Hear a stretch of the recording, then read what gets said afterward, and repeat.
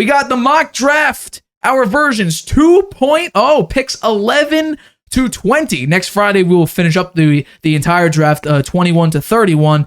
I believe I will start, if I'm not mistaken, with this draft. Let's see who we got up. There we go. Nathan's mock draft 2.0. We brought the music back. We got the music going. Let's begin with our first of the picks. Let's go. Pick 11, the Tennessee Titans, with Mike Vrabel.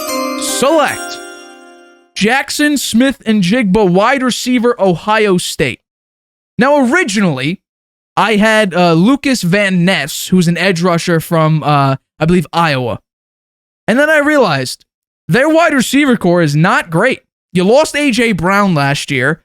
You started Treylon Burks, who, first of all, in training camp, there were times where he needed to sit down and maybe leave training camp due to health concerns. He couldn't get through the practice. And besides, you deal with injuries this year with Treylon Burks. You got to have someone that's good at wide receiver. The wide receiver comp for Jackson Smith-Njigba is Julian Edelman. So what does that mean? Well, Julian Edelman for the Patriots was extremely reliable, extremely durable, and a phenomenal slot receiver for them. This is potentially their biggest need, is wide receiver. The way Jackson Smith-Njigba calculates the field, everything is in slow motion. He's a technical savant.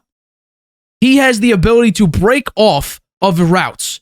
The full tree. I guarantee you could probably run the full wide receiver tree. His ability to move, cut, slice is insane. Probably the best in this draft class. The only issue is that he's not a very speedy receiver. He's very, very technical. But still, you get him on the line, you don't press him, I guarantee you he can create some separation. But let's also talk about another guy who creates separation. The Houston Texans at number 12 select Jordan Addison, wide receiver, USC. This guy could also create an insane amount of separation and can also run the full wide receiver tree. Robert Woods is your wide receiver 1. Now, there's some issues with Robert Woods. He's not exactly a great receiver.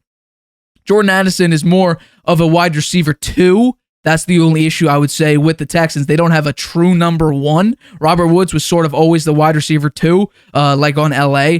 So I don't really, I don't know how this will work out in its totality, but Jordan Addison, there's a lot of reports out saying that only really Jackson Smith-Njigba is the only first-round wide receiver, but I could definitely see the Texans, after drafting Bryce Young, go after a receiver. Honestly, if I didn't put Jackson Smith-Njigba with the Titans, I guarantee you I would have put him here with the Texans.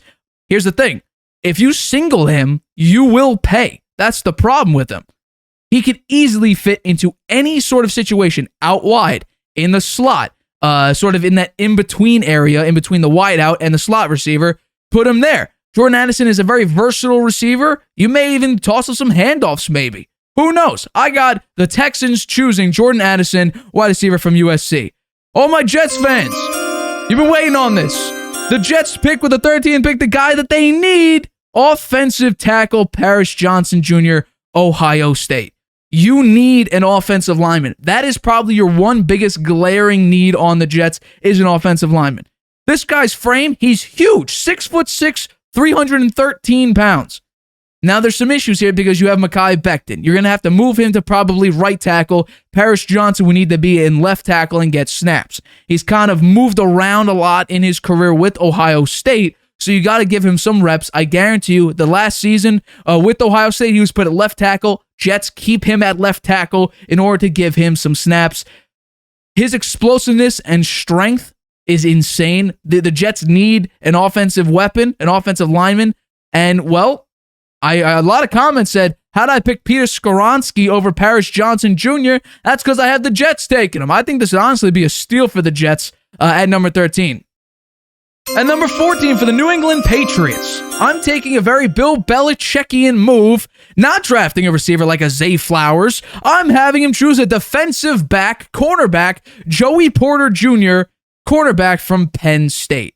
This is a very, very Bill Belichickian move to not help out the offense in the draft because, A, he can't draft offense whatsoever. It's been a monstrosity for years, over a decade of just, bad drafts. I don't have the graphic here of the wide receivers he's drafted, but this is a Belichick move. And honestly, it's not that bad of a move because Joey Porter stands at 6'2", 193 pounds. What was one of my only criticisms about the defensive backs this past year for the Patriots?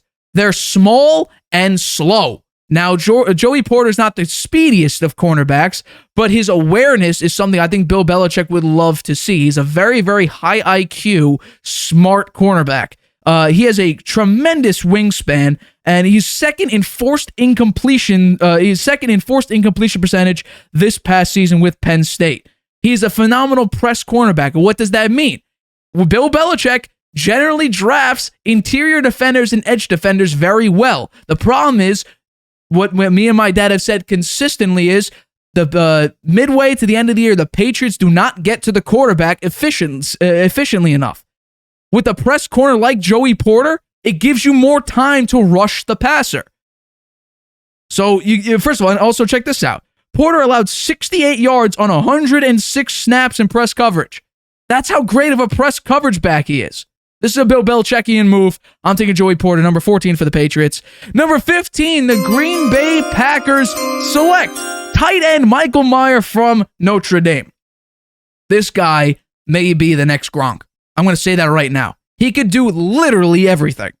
He could pass block. He could run block. He could play the short game. He could play the deep game. He was first in deep catches and deep yards. He was first in contested catches and seventh in forced missed tackles. So what does that mean? He can get deep. He could jump an insane frame. He's 265 pounds. And yet he can go up, jump for the ball, and catch 50-50 balls at that extreme weight for a tight end. He's a big dude. To be that big and apparently to be that quick to get downfield is incredible. Also, his yards after the catcher is also very, very good. And he's a tight end that could run the wide receiver route tree. So Michael Mayer is probably the best tight end in this draft, and I have Dalton Kincaid in my 3.0 going to a certain team that I'm not going to spoil right now. But someone's saying, what about Dalton Kincaid? He's in the first round. Don't you worry. He's going to another team. But number 16, the Washington Commanders, who recently got sold, I believe today or yesterday, they select offensive tackle Darnell Wright from Tennessee. I feel like this team is going to stick with Sam Howell. They may draft a quarterback in the later rounds, but Ron Rivera and this organization, at least Dan Snyder, they sort of want to go with Sam Howell to see how he does. I believe they also have Jacoby Brissett, which is... Yeah, the team was sold, yeah. Well, I'm saying, we're talking about, previously, they seem like they're going with Sam Howell. He was fourth in pass block efficiency, so he's a very good pass blocker. You look at the game against, I believe, if I'm not mistaken, you go up against Alabama, I believe they played. He shut down Will Anderson. And Will Anderson is arguably the number one prospect in the big board.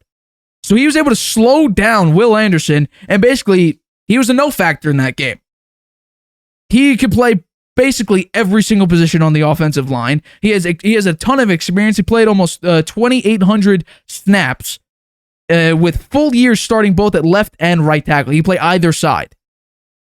So you put him, you show what he did with Will Anderson, who is arguably, people are saying, the best talent in this draft. I think this is a pretty good pickup for the Commanders if they honestly are going to stick with Sam Howell. I think that's a mistake, but I'm just reading the writing on the wall, and I'm believing in what the team is saying. I could be wrong here, but I think if you're going to stick with Sam Howell, get him arguably one of the best and most versatile offensive linemen in this draft. Number 17, the Pittsburgh Steelers select Brian Branch, safety of Alabama. You talk about high IQ, this player is incredibly high IQ. Nick Saban, good defense. You got Mike Tomlin, a very, very smart head coach. So you combine a high IQ safety with Mike Tomlin, who has extraordinary IQ in football. I think this is a match made in heaven. He was 4th in forced incompletions, 5th in run stops, and 9th in missed tackle percentage. So what does that mean? He could play all over. You could bring him down in the slot, which he actually did a lot of. He was a slot safety who will guarantee you he'll help in the pass and the run game defensively. He's a run stopper. He's a pass breakup machine, and his size is incredible. He could gain a little bit of weight, and that's the only real knock on him, but his awareness and change of direction I mean, it's insane. I think the Steelers defense, if they do draft Brian Branch, this will be one hell of a defense. And besides, they lost, I believe they lost a defensive back recently. I believe his name is Sutton. So you want to add another piece there, sort of the Bill Belichick thing. You lost a cornerback, draft one. Here you go. Brian Branch, safety for the Pittsburgh Steelers at number 17. Number 18, the Detroit Lions with Dan Campbell select Brian Brees, defensive tackle from Clemson. Now, you had him going at number 10, I believe, to the Eagles, if I'm not mistaken. It was 10 or 8, I forget. But number 10, okay. Brian Brees is extremely versatile. He can line up basically anywhere on the defensive line, and he fits the role of any position on the defensive line. His size with flexibility and his explosive burst, I mean, that could bother an offensive line easily and disrupt the offensive flow. So it depend if his draft report is true and he brings that to the NFL, you may need to double him as a rookie, which would be very, very impressive. The only problem is he's not as refined as probably some other defensive linemen. But I think with Dan Campbell, he's a motivator. I guarantee you put him with Dan Campbell, Brian Brees will be motivated, and I think that refinement could come. And the other problem I have with him is his pass rushing moves, he doesn't even really do. It's a very simple pass rush, which is a problem. He's more going to be that big body that you probably could just run stuff with. But I guarantee you, I'm not saying he's Vita Vea level. I think he could be 1 or 2 steps below that. The big question mark is, will he be injury prone? He had a torn ACL in 2021, and he had a shoulder injury that plagued him just last year. So his health may be a question mark for the Detroit Lions if they do draft Brian Brees. Number 19, the Tampa Bay Buccaneers, after a disappointing season with Tom Brady going 8-9, making the playoffs, getting destroyed by the Dallas Cowboys, select Broderick Jones, offensive tackle from Georgia. They got rid of Donovan Smith, which, amen. He, I believe, led the league in penalties. That's terrible. With a Tom Brady-led offense, he also didn't pass block very well. He's one of the lowest-rated tackles in the NFL last year. Broderick Jones, he's 5th in pass block efficiency. So you're already getting a good pass blocker right there for Baker Mayfield or whoever else you'll have. Kyle Trask at quarterback, I guess. He can also play guard. There was an issue with guard. You had like you had like a center for the first time playing center. You had a bunch of guard mix-ups. The offensive line was a mess. That's not how you really want to go out with Tom Brady being your quarterback in his last season as an NFL player. You don't want to screw the offensive line, and that's what happened due to injuries with, Ryan Jensen. You got to get a guy that's good in the pass game, which Broderick Jones is. He also played guard, which is also very impressive. He has a very, very good ability to slow down a pass rush, which is always nice. The only problem is, though, his timing is the problem. If he doesn't time it well, you're going to find out that your quarterback's probably going to be on the ground if he's lined up with Broderick Jones. But if he times it great, he'll probably have a clean pocket from that side at least. So that's the big question mark I have with him. But the Bucs do need a tackle after getting rid of Donovan Smith, and I think Jones is a great picker for them. My last pick for our mock draft 2.0, my mock draft 2.0, the Seattle Seahawks, Pete Carroll, are sticking on defense and drafting Myles Murphy. Your guy. We literally have them flipped and 1 round apart from each other. You had Myles Murphy going 8. I had him going 10. Now, technically this is 10, but it's 20th. Maybe, who knows? But Myles Murphy, edge rusher, Clemson. He was 1st in batted passes this past season, 5th in QB hits. He is a phenomenal locker room presence, which I know Pete Carroll loves to build culture. He believes in culture, and the defense needs some sort of boost, and that's probably why you brought back Bobby Wagner to liven up and get the culture better. He has tremendous utilization of hesitations and head fakes to try to fake out offensive linemen. Now, someone like a Trent Brown who just drops down, I know that like generally on certain situations that's actually a really, really good block, but Trent Brown couldn't get it done. And I think if you're gonna fake him out, Myles Murphy could do that fake on the defensive line, get to the quarterback. It'll definitely force some offensive linemen to sort of don't know where Myles Murphy is going to exactly attack, opening up a potential option for Myles Murphy to get to the quarterback. And that is my mock draft 2.0. Hi, everybody. Thanks for watching. Make sure you subscribe here to get the latest from the show. Also, if you want to check out the full episode, make sure you click the I in the top right-hand corner right now. If you want to listen to this show anywhere you go, make sure you go to anchor.fm/The Harvey Hour or anywhere you get your podcasts.